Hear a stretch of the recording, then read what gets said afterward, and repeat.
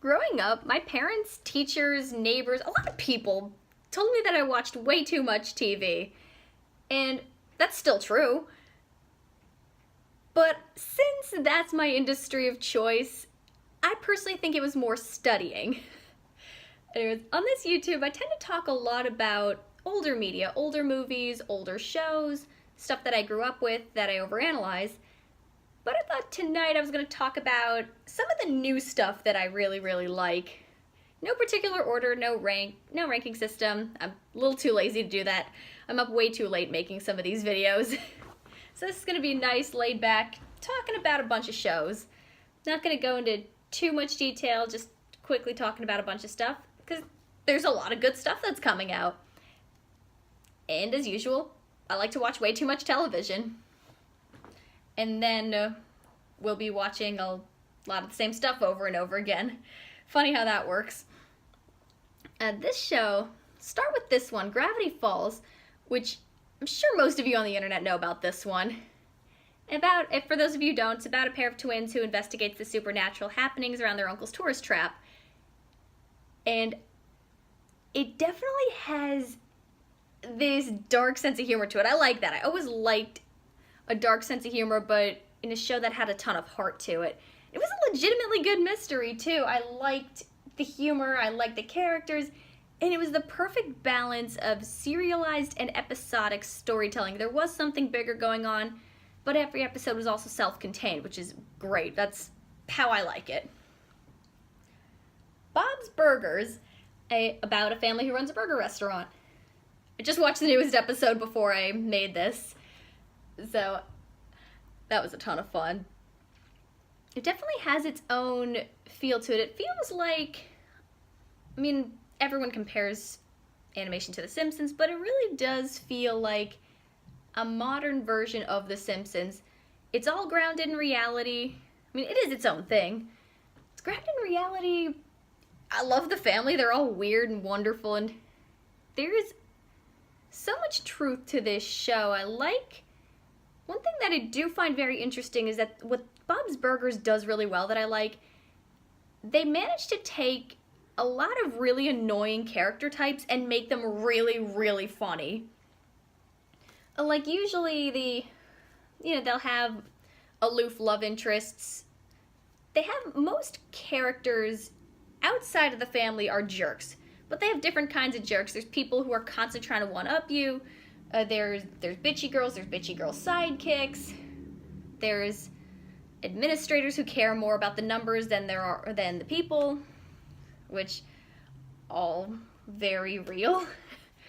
And it's very modern, it's very grounded in truth, but it's also, they make it very, very funny. They use a lot of puns in the show, but they also mimic people's idiosyncrasies and how they talk without really being condescending. It feels like a show that's frustrated with people, but it still has this good heart to it. I love it for that. Then they managed to make, again, the thing I like is so many different types of jerks in this show, and that is a lot of this show, but there's still, they make these characters really, really funny. I think a lot of it is that they have a lot of experienced comedians who are on the writing team and on the voice acting team. A lot of people who are experienced and different types of, it's very established characters. A lot of it's because they know the characters so well, they're able to work off each other really well, and it feels like they genuinely get along and they like each other. So Bob's Burgers, that's a good one. And hey, I'm clearly not the only one. It actually took me a couple tries to get into that. It took me a while to get into the show's rhythm, but then once I found it, I thought, I'm sold. And I've talked about this one a couple times, but Craig of the Creek on Cartoon Network. It's a very sweet, feel-good show. It does have some similarities to shows like Codename Kids Next Door and Recess, but in a much more modernized version of life. It's much more modern. There is... Netflix was on. It's modern, but it doesn't feel like it's trying to be hip and relevant. it does feel, it's a feel-good show, but it's updated. But the good kind of updating. I mean, you can't stay in the past forever. You do need to catch up with life. And Craig of the Creek balances that out really nicely. And I've talked about this before, but one thing I really like about the show's art style is that the nerdy characters look like real nerds. And they act like real nerds. There's different kinds of nerds. It's not just, oh, we're the science nerds and that's what a nerd is. No, there's reading enthusiasts, there's anime enthusiasts, there's ninja enthusiasts. So there are different kinds of nerds in this show. And I like that they're also not overly glamorized. They're not like some of these characters who we're supposed to believe they're nerds, but oh, there's something a little too Hollywood about them. I've seen that mostly in movies, but sometimes in animation. The show has a much more realistic feel, and I think it's a nice, refreshing change of pace. Now, of course, I wouldn't want to see that in everything, but I like how this show works with it. And it has a legitimate sense of fun, creativity, and it does feel like a very positive kid's big imagination for how to deal with life. I appreciate that. Hilda. Again, another one I've talked about before, but I am slowly but surely watching it. Sadly, just haven't had the time. But I'm enjoying it. I'm liking more and more this world and these characters. I do like some of the twists that they're coming from. They're not... One thing I am liking about modern storytelling is that, one, they're not always lesson-driven, but when they are... Actually, no, I take that back. I do feel like a lot of shows nowadays are more lesson-driven than some of the stuff from 10, 20 years ago. But there are different messages. It's not just be yourself, go outside, make friends. Hilda, what I find interesting is that there's a little more of an acceptance for who this kind of person is and how different people will respond differently. There was one episode I really liked where she's trying to make friends. Her mom's trying to get her to make friends, and the kids are not very nice kids, and she doesn't really like them. She doesn't want to be forced to be around them, and her mom eventually says, okay, you know what, you don't like these kids, fine. You don't really want to be around people if they're going to be the wrong people for you, then that's okay. But I like that Hilda gives it a try. I like the mom eventually comes around and doesn't try to make her continue to do something that's not going to be right for her. I like that. I thought that was a very good message. You don't really see that. I've never seen that before. That and Hilda's personality feels like it's an artist show. It feels like how an artist sees things. I've seen a lot of this kind of art style on DeviantArt, and I know a lot of artists who think like Hilda, who draw like her, who like these really cute, fantastical fantasy creatures. So it feels like I'm learning about somebody. It feels like it's true to who it is. And it's a genuinely good adventure. It's relaxed, it's sweet, and it's a ton of fun. Now for a web series, I'm really into Camp Camp. And it just came out with a Hanukkah special, which was a ton of fun. You don't really see that much either. Some cool... I just celebrated Hanukkah myself, so yay! That was cool to see. And Camp Camp is a group of misfits at a summer camp. But it plays more like... It's animated like a kid's show, but it definitely... It's an online show. There is a lot of swearing, there's a lot of cynicism. I approve wholeheartedly. There are a lot of... Not a lot, but there's a lot of bittersweet endings, cliffhangers, and utter insanity. So I appreciate that. It's by Rooster Teeth. That's another fun one I like. And it has a good mix of characters. You get a good mix of this idealistic but also deeply cynical viewpoint, how those two battle over what's true, what's reality.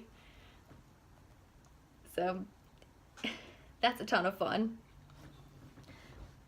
Not just watching animation, I'm actually watching live action shows too, and the three that I'm watching the most Crazy Ex-Girlfriend, a musical show that deconstructs rom-coms. That's a ton of fun. And that's in its 4th season. It's gotten a lot of twists and turns, so... But a good show overall.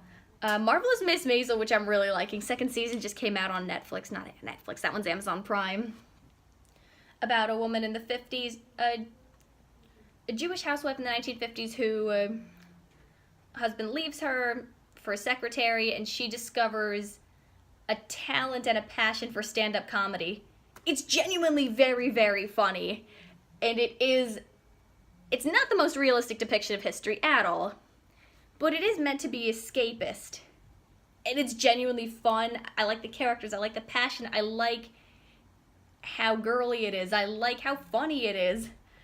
I do like how they don't make the ex-husband into a complete monster, but on the other hand, it's like, dude, you made some really stupid decisions, you have to live with that. So it's fun for a number of reasons. And The Great British Baking Show. I will admit I'm watching this one more sporadically, but it is so charming and so likable. I'm watching this with friends. It's sweet, it's fun, it's wholesome. I like the change of pace. It's relaxed, it's laid back, it's about food. I like that it's amateurs and not professionals. That's an interesting change of pace. It's cute. It's cute, sweet. I like the creativity of the challenges. I like how the bakers have to think. I like hearing from their different backgrounds. That's always a ton of fun. And this is one that's online as well. It's called Worth It, which is on BuzzFeed. And it's about a group of guys who go to different restaurants. Say the theme is donuts. They'll go to a cheap place, a medium-priced place, and a really expensive place, and think which one's the most worth it for its given price. I've tried to show that show to so many people, but it just makes people hungry. So it's like, gosh darn it, I just want to watch that with someone. Yeah. That's a good show. That's a really fun one, especially around the holidays when you see the special foods coming out. I like watching those food shows. And 2 shows I'm excited for. Owl House and Infinity Train. Gosh, those are supposed to come out in the next year or 2, and I am so hyped for that. Owl House is going to be on Disney XD. I'm not really sure what the plot is, but it's by Dana Terrace, who was storyboard for Gravity Falls, director on DuckTales. I really like her work. I think the story's about a girl who becomes a witch's apprentice. And I'm excited. It sounds like it's going to be very Miyazaki. The other one is Infinity Train. That's going to be on Cartoon Network. That's about a girl who's stuck on a never-ending train trying to get home. And I saw the pilot on that one a couple years ago. And boy, am I excited for that. Because I like trains. I like mysteries. I like this world. So that one's going to be a ton of fun. And as usual, watching too much TV, that's what I like. That's what I'm excited for. If you managed to stay up till this point, what are you watching right now and what are you excited for? I'm happy to see that there's been some more comments in my more recent videos, so thanks for finding me. Thanks for wasting your time here. Curious to see what you guys are into.